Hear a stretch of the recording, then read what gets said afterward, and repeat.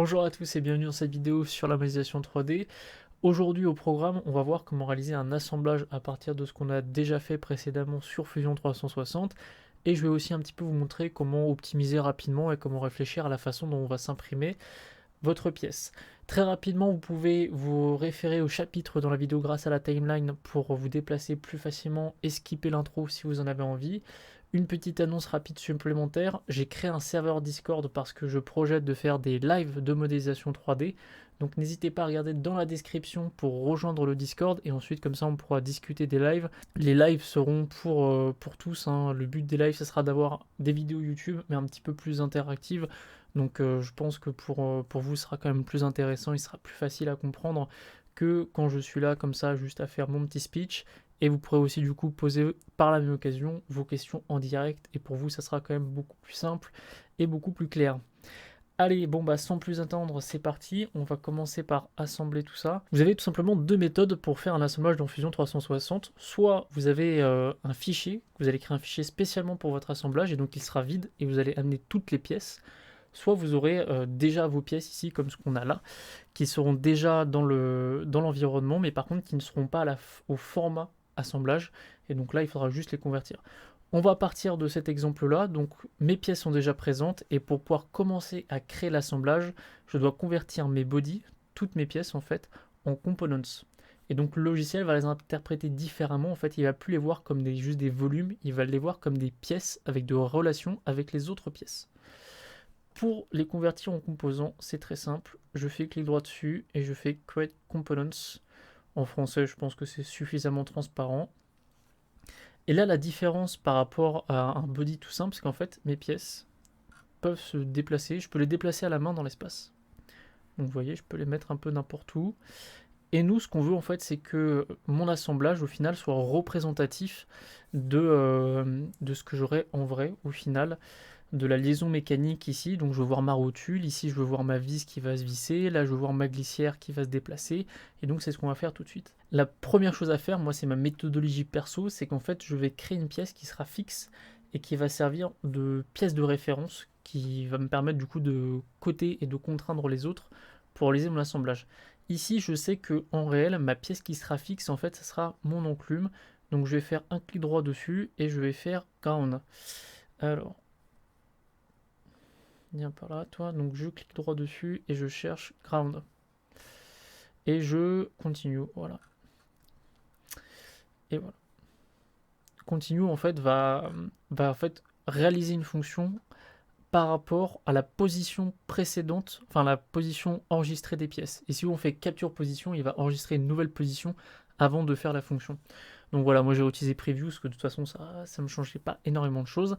Et donc maintenant, ce qu'on peut voir avec le fait d'avoir rajouté ground, c'est que maintenant ma pièce, en cliquant dessus, je ne peux plus la déplacer. Les autres, je peux toujours, mais celle-là, je ne peux plus, parce que je lui ai dit en fait tout simplement à mon logiciel, cette pièce-là, elle est fixe et je ne veux plus qu'elle bouge. Alors dans Fusion 360, en fait, ce qu'il va vous demander pour faire un assemblage, c'est d'ajouter des degrés de liberté à vos pièces, les unes par rapport aux autres. Et donc je vais vous montrer voilà, tout de suite en exemple avec la pièce, le marteau par rapport à l'enclume. Le marteau en fait se visse, donc il va translater et tourner en même temps. Et donc on va voir comment rajouter ça dans Fusion 360. Il faut aller dans Assemble, Joint, je capture la position. Et donc la première chose que je vais lui donner, c'est une géométrie de référence de ma pièce. Donc là, je sais que c'est une rotation, et très souvent sur les rotations, ce que je recherche, c'est des axes. Voilà, une rotation, ce qui fonctionne bien, c'est l'axe. Donc je clique sur la surface. Donc vous voyez, ça me verrouille la surface, et je vais sélectionner l'axe de ma pièce. Donc là, vous voyez, ici, il m'a ajouté un axe sélectionné, une référence, et maintenant je sélectionne l'axe de référence de la deuxième pièce. Et donc ce que je peux prendre, je vais reprendre ici, hop. Alors là je vois il y a deux axes. Alors c'est normal en fait, il y a l'axe qui a été créé pour faire mon taraudage je pense, et un deuxième axe pour le centre de la sphère. Donc voilà, par défaut, j'ai sélectionné mes deux axes, mes deux géométries de référence. Ce que Fusion me fait, en fait, il sélectionne au hasard une liaison mécanique, voilà, qu'il me propose, et là il m'a mis rigide. Donc rigide, en fait, ça veut dire que c'est une liaison mécanique qui ne va pas bouger, qui va être complètement fixe, et je ne veux pas ça, en fait, je vais la changer. Vous allez dans Motion, et vous sélectionnez ce qu'il vous plaît. Alors à chaque fois, c'est ça, je trouve ça vraiment pas mal. Il y a une petite animation qui va vous montrer en fait ce qui va se passer. Donc Revolute en fait, s'il veut bien, hop, je reclique sur Animate. Vous voyez qu'en fait Revolute, c'est l'axe de ma pièce va tourner par rapport à l'axe de l'autre pièce, tout simplement. Donc par exemple, c'est un roulement à billes. Vu que bien entendu cette pièce-là est fixe, il n'y a que cette pièce-là qui bouge. Vous avez sinon Slider, donc Slider c'est juste une translation.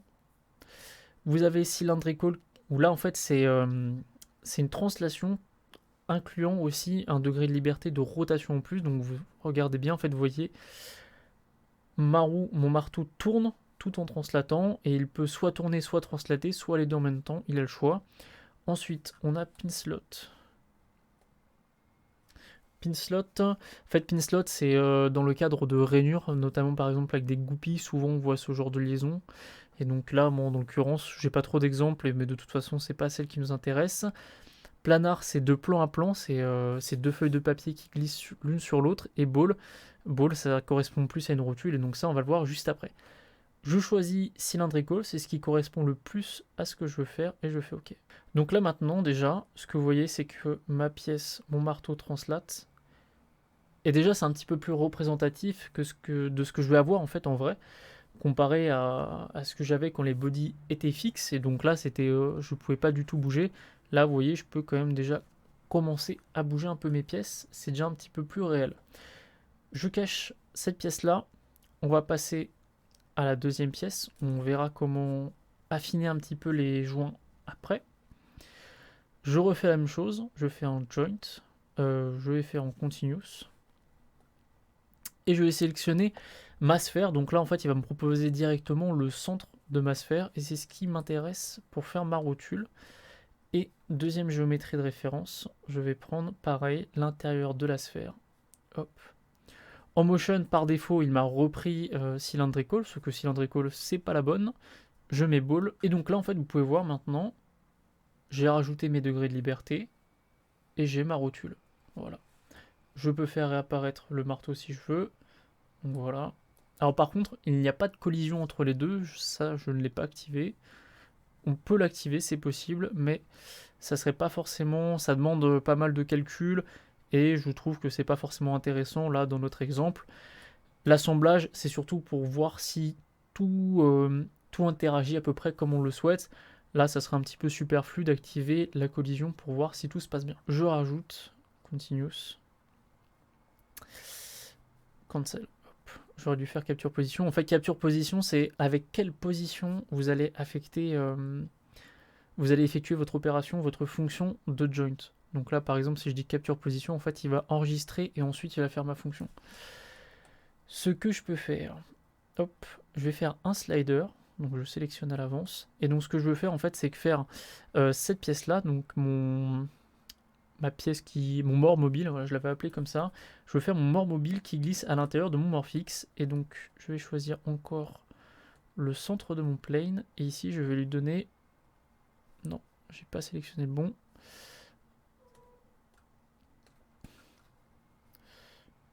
Je veux sélectionner, donc en fait, voilà, si vous voulez sélectionner un centre d'axe, je trouve que ça c'est pas forcément quelque chose d'évident. Je vais vous montrer un petit peu plus pas à pas.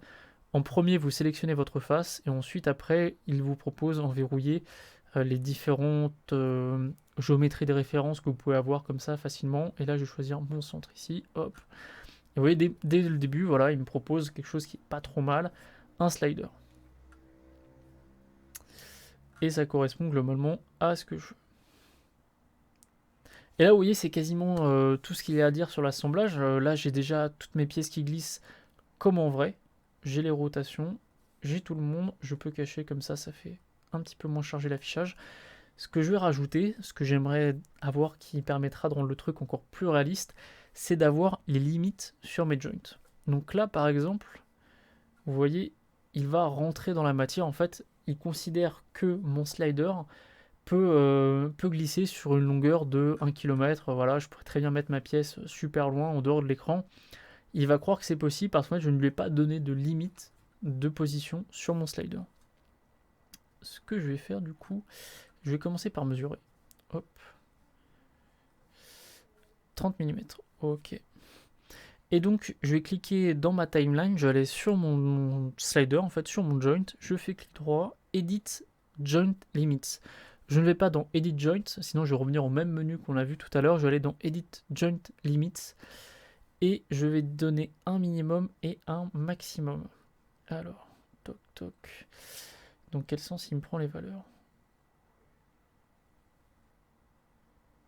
Très bien. Alors, le minimum et le maximum, ça va dépendre énormément de selon l'axe en fait que vous avez choisi au départ en créant vos plans. Ça va dépendre de plein de petites choses. Donc, regardez juste en fait sur quel axe et sur quelle longueur vous voulez vous déplacer. Moi, je vois en fait, je vais avoir en minimum moins 30 et en maximum, je désélectionne. Hop. Et là, si je fais un test, toc. Alors, au maximum, j'ai toujours une valeur qui est trop grande. Donc, éventuellement, je vais rajouter un maximum. Voilà, je vais le mettre ici. Et je vais mesurer, hop, 28, je vais lui donner 28. Je retourne dans Edit Joint Limits, donc tout est éditable, hein. Toujours vous pouvez revenir éditer quand vous le voulez. Non, 28 c'est trop, il m'a donné 24. Ça aussi c'est trop, 0. Ah oui, en fait il faudrait que je mette du moins 28 plutôt, ou moins 2. Hop, moins 2, voilà. Donc très rapidement ce que j'ai fait en fait, on va redécomposer la chose pour que ce soit un petit peu plus clair. Je suis allé dans mes Edit Joint Limits. J'ai déterminé comme ça, en bougeant un petit peu mes pièces et mes assemblages, j'ai déterminé sur quel axe en fait le logiciel considérait mes limites. Et du coup là, je lui ai donné des valeurs qui correspondent à peu près en fait à mes limites physiques si j'imprime la pièce.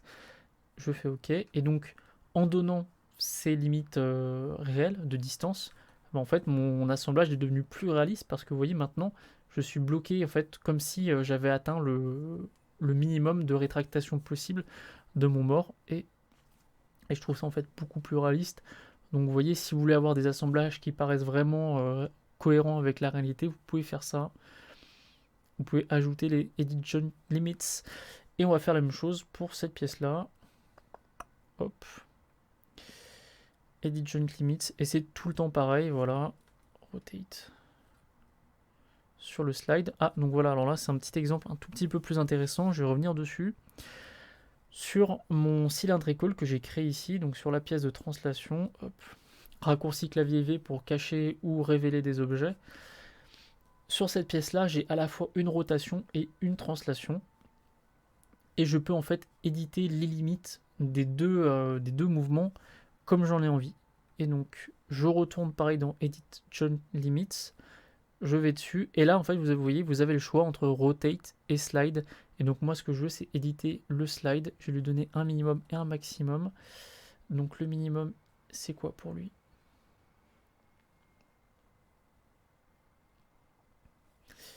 Hop.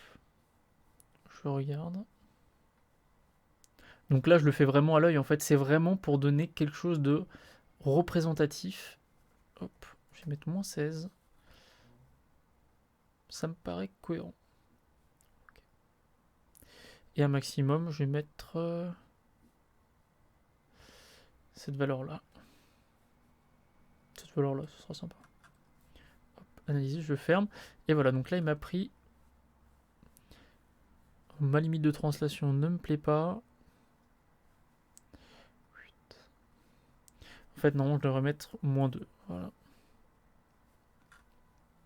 Donc voilà, ces limites sont propres en fait à l'endroit où vous avez pris votre axe de référence. Si par exemple, j'avais pris mon axe de référence ici, vous voyez, sur ce point-là, je vais vous montrer. Continue, hop. Par exemple, j'aurais très bien pu prendre cet axe-là, et du coup, les valeurs de mes limites auraient changé. Donc c'est un petit peu relatif tout ça, mais c'est vraiment pour se donner un avis, une opinion, pour voir en fait, comme ça, si les choses vont un peu plus ou moins bien se monter. Ça permet d'éviter en fait, quand vous allez imprimer vos pièces, d'avoir de mauvaises surprises. Et donc là, en fait, vous voyez maintenant, bah, mon visage est un petit peu plus représentatif de la réalité. Vous pouvez aussi animer vos mouvements, mais moi, j'en vois pas le grand intérêt. Voilà, c'est plus... si vraiment un jour, je vois un intérêt à animer les pièces, je le ferai, mais là, tel quel, déjà réaliser un petit assemblage, c'est pratique, ça permet de bien se rendre compte. L'animation, voilà, c'est plus pour le fun, à la rigueur, c'est peut-être pour de la simulation, mais sans plus. Alors ce que vous pouvez faire, je vais en parler rapidement, vous pouvez activer les contacts entre vos pièces. Donc par exemple, vous allez dans Assemble, vous faites New Contact Set, et en fait, vous allez dire à Fusion 360, je veux que tu détectes les collisions entre deux pièces. Et à partir de là, s'il y a collision, il empêche le mouvement.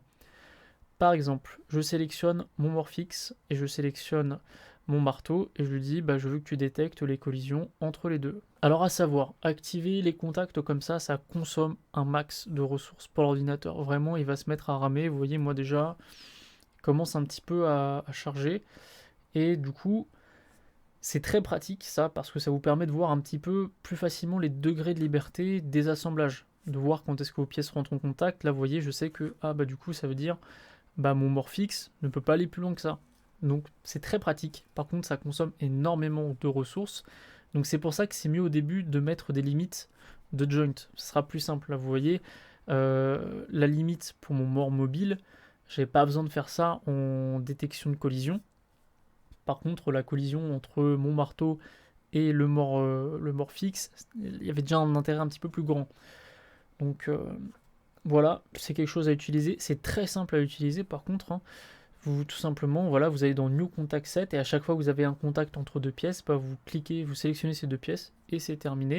Et donc là, vous voyez, du coup, moi, ça me permet de me rendre compte un peu de comment ma pièce se déplace. Vous voyez quand même que j'ai pas mal de degrés de liberté, je peux assez l'incliner. Mais je trouve que mon assemblage pourrait être un tout petit peu plus évasé ici pour avoir encore un tout petit peu plus de degrés de liberté. Pourquoi pas, c'est une possibilité. Mais donc là, pour la suite de la vidéo, je vais le désactiver parce que sinon, ça va ramer de partout. Voilà. Vous pouvez aussi, bien entendu, si vous le souhaitez, toujours activer des limites. Voilà, si vous les connaissez. Par exemple, là, pour ma rotule, je peux aussi mettre des limites. Mais déterminer les limites d'angle, c'est un petit peu plus compliqué sur cet exemple-là. Vous voyez, donc il faut déterminer 3 angles. Je pourrais le faire, mais ça n'a pas grand intérêt. Et maintenant, la dernière chose dont j'ai envie de vous parler sur cette vidéo, c'est en fait comment un petit peu appréhender l'impression 3D en fait après la modélisation et comment réfléchir à la façon dont vous allez imprimer vos pièces et notamment si vous montrer un peu comment moi je procède personnellement. Donc tout simplement ce que je fais pour commencer, c'est que j'isole mes pièces. Hop. Et là, je vais réfléchir uniquement en termes de pièces. Donc je vais regarder ma pièce toute seule et je vais me demander comment elle va bien pouvoir s'imprimer.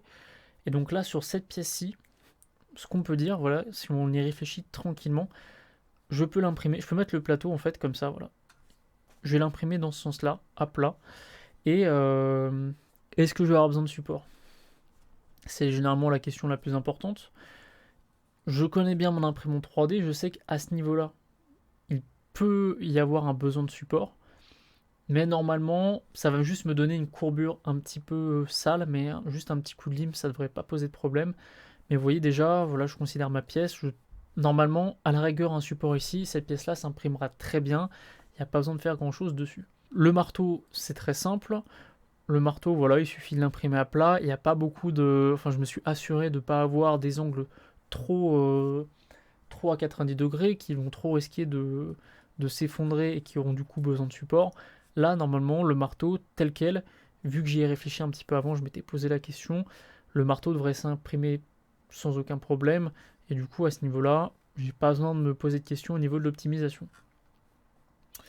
Je cache tout le monde. Morphix. Là, par contre, ça devient intéressant parce que mes pièces ont des formes un petit peu plus saugrenues, je dirais. Et là, vous voyez, c'est vraiment un endroit où il y a quelque chose à faire, je trouve, au niveau de l'optimisation. C'est au niveau du Morphix. Je pourrais réussir à l'imprimer d'une seule pièce, mais ça serait pas du tout optimisé, vraiment, ça ferait n'importe quoi.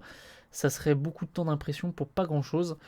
Donc en fait, là, dans ce genre de cas, quand vous aurez modélisé, ce que je vous recommande de faire, en fait, c'est de séparer ces deux pièces en deux pièces différentes. Vous avez plusieurs possibilités, toujours, il y a toujours 1 million de possibilités. Ce qu'on peut faire, c'est revenir dans notre assemblage au moment où on a créé ce cylindre.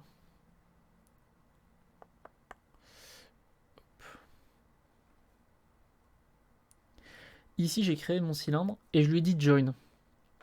Join tout simplement parce que voilà, à ce moment-là, je me posais pas la question. Je me suis dit, bon, je crée mon Morphix, voilà, je crée la routule intégrée dedans, je verrai après comment ça s'imprime. Je vois que là, ça ne s'imprime pas très bien. Et pour séparer les deux pièces très simplement, bah, du coup, je fais New Body. Hop, je fais OK. Alors là, par contre, je vais perdre mes joints, c'est normal. Hop. Et donc là, et là, c'est vraiment pas mal. Il m'a tout recalculé, tout mon assemblage précédent, toutes mes fonctions précédentes, en considérant que du coup, cette pièce-là, ce petit cylindre, c'était devenu une nouvelle pièce. Et donc là, il m'a créé un body tout seul. Voilà, c'est mon nouveau body.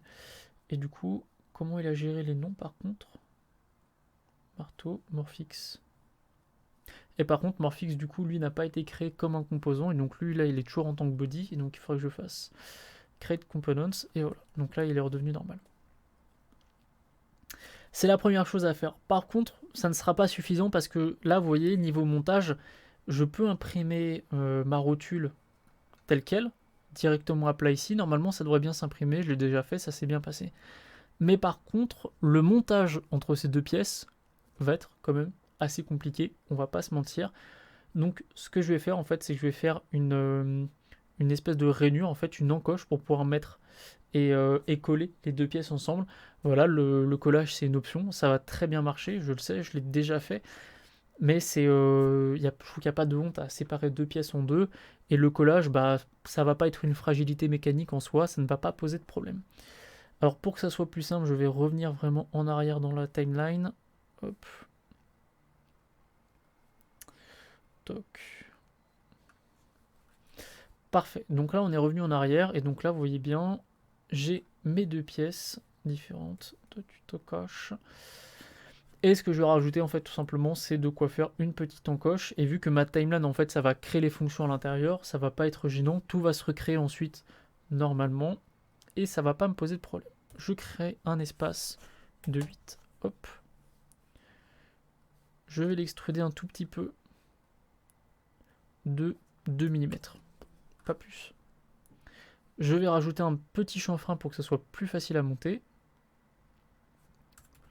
0.5. Parfait.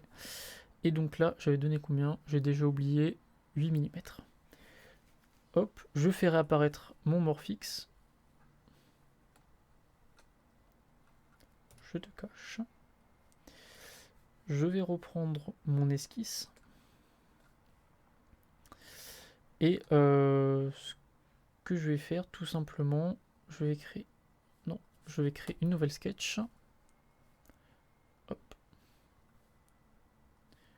Que je vais coter par rapport à celle. Non, pas par rapport à celle-là. Je vais faire.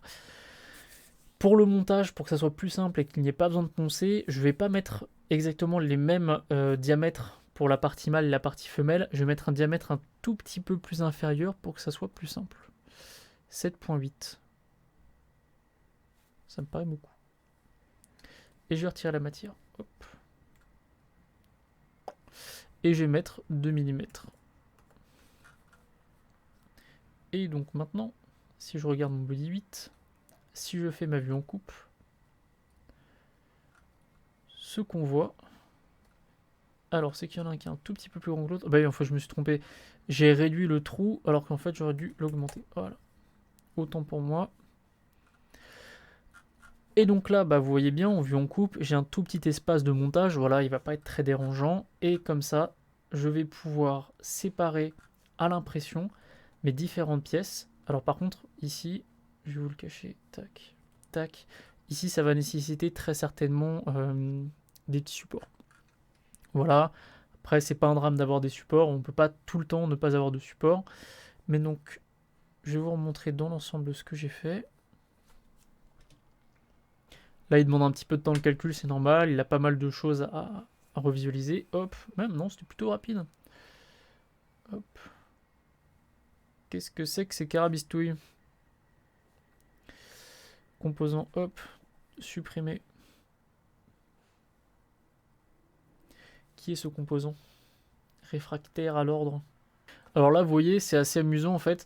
En refaisant les assemblages et en recalculant tout, l'ordinateur en fait il a inversé les bodies. Au départ en fait il avait déclaré que mon Morphix c'était un nouveau body et là en fait il l'a fait pour la partie rotule.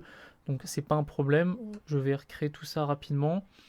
Je vais couper l'enregistrement là, je vous le refais rapidement et après on parlera de la suite. Donc voilà, j'ai très rapidement recréé mes liaisons qui avaient sauté, j'ai tout refait proprement. C'est normal hein, d'avoir ce petit genre de problème. Hop. Et donc là en fait ce que je vais rajouter en fait c'est que je vais fixer ma nouvelle pièce qui est séparée à ma partie fixe pour que du coup l'assemblage soit vraiment réel. Hop, je capture la position.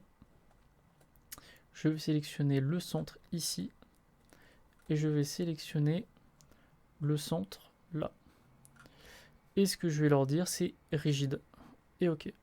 Et donc rigide, en fait, ça veut dire que ici, au niveau de cette liaison mécanique, ils n'ont pas le droit de bouger. Ils sont solidaires l'un de l'autre. Et de nouveau, pouf. Voilà, de nouveau, on est revenu en fait à ce que j'avais au départ. Ça ne se voit pas, on ne voit pas la différence. Mais par contre, vous, quand vous allez l'imprimer, ça va être beaucoup plus simple pour vous et ça va être beaucoup plus efficace. Vous allez avoir 10 fois moins de problèmes. Donc c'est vraiment une très bonne chose de checker ce genre de petits trucs, de faire ces petites modifications. Donc voilà, même si ça m'a pris quelques minutes à refaire, à modifier, c'est vraiment très bien de faire ce genre de choses. Ensuite, après, ce qu'on pourrait dire, c'est à ce niveau-là, ici, ça manque un petit peu d'optimisation. Quand je l'ai imprimé, c'était pas top. Mais bon, honnêtement, on pourrait le faire. Séparer cette pièce en deux et voilà, faire exactement de la même manière que pour la rotule, faire la glissière en deux parties. J'en avais pas ressenti le besoin, voilà. Ça m'a pas trop dérangé quand je l'ai imprimé. De toute façon, je vais vous montrer l'impression à la fin de la vidéo, vous allez la voir très bientôt. Donc moi, ça n'avait pas posé plus de problèmes que ça. En fait, ici, très honnêtement, je vais vous dire pourquoi, pourquoi j'ai séparé ces deux pièces. Parce qu'en fait, ici, j'aurais dû sinon imprimer la rotule avec un support. Et en fait, l'état de surface de la sphère aurait été pas très beau. Et du coup, en fait, en faisant les rotations, ça aurait pas été top. Ça m'aurait donné... il y aurait eu beaucoup de frottements, ça aurait pas été agréable à utiliser. Et du coup, c'est pour ça que vraiment, je l'ai voulu focus là-dessus et la séparer en deux. Après, ici, à ce niveau-là... bon, ça glissera en quoi qu'il advienne, donc il n'y avait pas un besoin fou. Après, effectivement, si vous voulez vous entraîner, vous pouvez séparer ces deux pièces voilà, en deux morceaux différents. C'est assez rapide à faire, ça fonctionne exactement de la même manière. Vous pouvez faire pareil, juste un new body et ça marche. Il n'y aura aucun problème. Bon voilà, maintenant je vais vous montrer voilà, le résultat final de toute cette aventure, de toutes ces pièces, pour que vous puissiez voir un petit peu voilà, le fruit du travail réalisé. Et du coup, voilà, c'est vraiment quelque chose que j'utilise régulièrement pour faire mes vidéos, ce genre de maintien, que j'ai vraiment trouvé très pratique. Pouvoir faire ça comme ça, moi-même à la mano, ça m'a pas mal servi, parce que comme ça, au moins, ça correspond vraiment à mes besoins, et c'est vraiment très pratique. Et voilà, très rapidement, on se retrouve sur Cura, donc voilà, je vais pas passer très longtemps dessus, hein, parce que c'est avant tout un tutoriel Fusion 360. Bon, vous pouvez voir, du coup, hop, comme ça, c'est beaucoup plus pratique. Ça va quand même limiter énormément les supports. Hein. Vous voyez, hop, ma petite rotule, paf. Les seules zones vraiment qui vont nécessiter des supports, c'est mes parties de mort. Voilà, c'est ces deux pièces-là qui vont me demander des supports. Autant ici à l'intérieur pour éviter que ça s'effondre. Et donc là, j'ai pas vraiment de solution en termes de modélisation pour améliorer ça. Et du coup, après, j'ai des supports à mettre aussi ici. Voilà, c'est les deux seuls vraiment gros points où j'ai besoin des supports. Et donc maintenant, je vais passer directement à l'impression. On va voir j'ai combien de temps sur celui-là. Je vais juste ajouter les supports avant de lancer. Il est où mon Per Model Settings? Per Model Settings, Select Settings, support. Hop. Générer de support. Et donc j'ai généré des supports uniquement pour les pièces qui m'intéressent. Ici, vous voyez, là, je pense pas qu'il y ait besoin de support. Voilà, très honnêtement, ça va dépendre de votre imprimante, ça va dépendre de vos paramètres d'impression. Moi, personnellement, je sais que je n'ai pas trop besoin de support dans ce genre de cas. Hop, Select Settings, hop, Support. Et c'est plié. Je vais regrouper un petit peu tout le monde pour que ce soit un tout petit peu plus rapide. Toc. Et voilà. Et là, on en a pour, c'est vrai qu'il demande un petit peu de calcul, 5 heures. Très bien. Demain matin, ce sera plié. Demain matin, ce sera terminé. Et allez, hein, on passe à l'impression. C'est parti.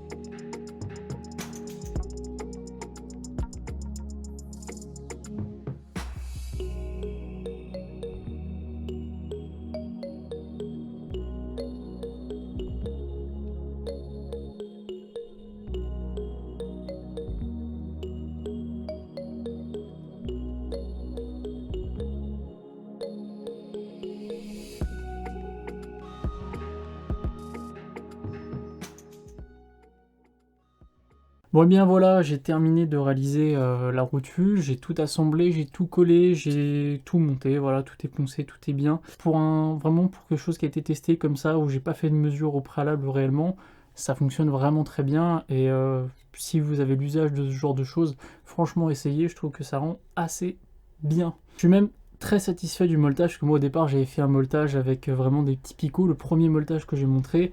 Et là, le moltage comme ça en rectangle, je trouve que ça rend même bien mieux. Et maintenant, du coup, on va se retrouver de nouveau sur l'ordinateur pour faire la conclusion de cette vidéo. J'espère que cette vidéo vous aura plu. Voilà, l'assemblage, c'est quelque chose, je le fais pas tout le temps. Très honnêtement, je fais rarement des assemblages dans Fusion 360. Il n'y a pas un besoin vital. Après, voilà, je vais faire plus de la modélisation 3D. Les assemblages, c'est pas ce qu'il y a de plus passionnant. Sur des très grosses machines, bon, voilà, les assemblages, faut bien les faire aussi, mais c'est rarement le truc le plus difficile. Mais au moins comme ça aura été vu, ça aura été abordé. Et voilà, c'est tout pour cette vidéo, j'espère qu'elle vous aura plu. N'hésitez pas à vous abonner, à partager et à mettre en commentaire soit vos questions, soit par exemple des pièces que vous voudriez que je réalise en tutoriel. Voilà, si ça, vous avez des petits blocages sur certaines choses. Vous pouvez maintenant aller sur un Discord que j'ai créé qui est tout nouveau, il n'y a personne dessus pour le moment. Vous pouvez venir y poser vos questions. Discord, c'est vraiment un très bon... c'est pas un site, c'est vraiment un très bon logiciel de communauté. Vous pourrez facilement poser vos questions, ce sera beaucoup plus clair. Vous pourrez montrer des photos de vos problèmes. Ça sera plus simple pour tout le monde, hein, voilà, notamment parce que déjà quelques petites personnes m'ont posé des questions en commentaire et répondre sans image, juste par message comme ça, c'est un petit peu plus compliqué. Alors n'hésitez pas à aller checker le Discord, voilà, je suis dessus actuellement. Et du coup, moi je vous dis à la prochaine pour une nouvelle vidéo. Ciao!